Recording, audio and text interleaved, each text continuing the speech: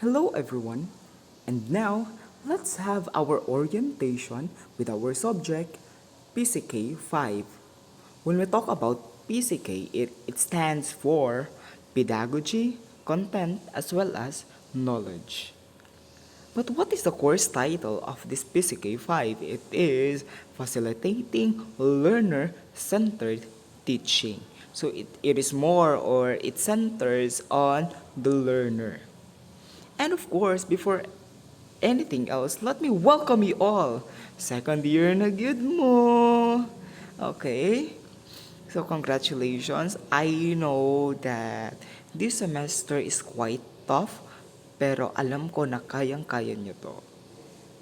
But first, before we'll proceed, let me introduce first myself, particularly sa mga wala kaila sa kuha.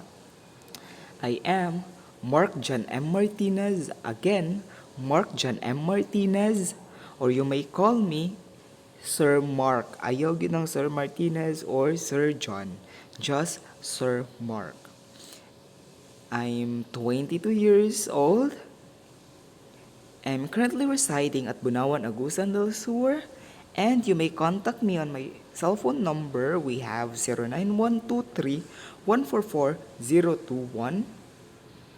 And of course, my email, you may reach me through this one, mjmartinez@ascat.edu.ph. So always remember to use your ASCAT G Suite account. And of course, with a baccalaureate degree of Bachelor of Elementary Education. And now, let's know the course description of our subject. This course explores the fundamental principles, processes, and practices anchored on learner-centeredness and other educational psychologies as these apply to facilitate various teaching learning delivery modes to enhance learning. That is why, of course, in the 21st century, we need to make use of what? Learner-centered approaches. So therefore, we tend to move from being traditional to being or to the 21st century way of teaching. And part of it is the learner-centeredness of our classroom. And of course, what are we going to expect in our subject? We will discuss the foundations of learner-centeredness in the classroom. So expect that we will discuss different philosophies which we could really use as our basis in having this learner-centered classroom. Also, different teaching approaches, strategies, methods, as well as techniques that is anchored on learner-centered. And of course, we will make a lesson plan. And the end point of this subject is we will have a virtual demonstration. And for our grading system,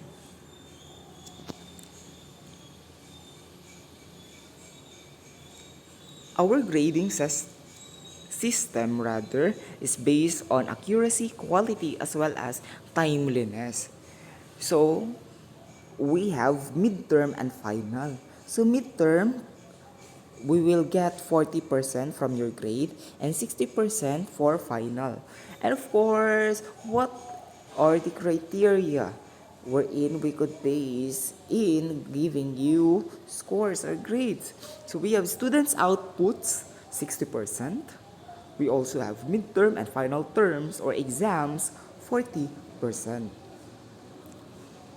And of course, what are our rules and regulations, particularly to those students who were not able to attend our orientation? First, to those students or for those students who choose online synchronous classes, so first, be respectful. So always bear respect.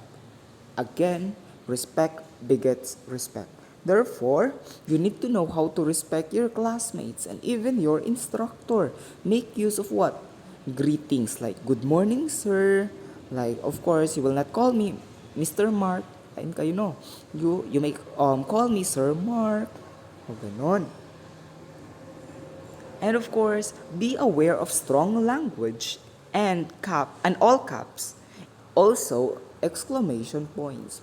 You know what? Of course, we are in the advent of the use of um, text messages or through text. That is why we don't know the intonation or even the way of the typer on ano yung he or she tends to express to us. That is why sometimes we tend to perceive all caps as shagit, di ba? That is why let's aware ourselves regarding that one. And of course, be careful with humor and sarcasm. Always bear into your mind that lahat ng bagay, there's always limitation. That is why, if we feel na sobra natin joke, we need to set limitations. Yes, grammar and spelling matter. Of course, most especially in messaging your teacher. So, wag magpaka-judgemon. And of course, you may cite your sources, most especially if it is a research-based output. Therefore, you need to make use of in-text citation and reference list.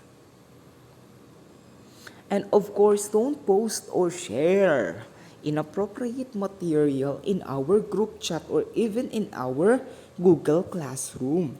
Why? Because there are some students who tend to magpa-like, magpa-heart, magpa-wow, o kubat pa. Okay, iwasan natin yan. And don't abuse the chat box. Bawal manguyab sa chat box.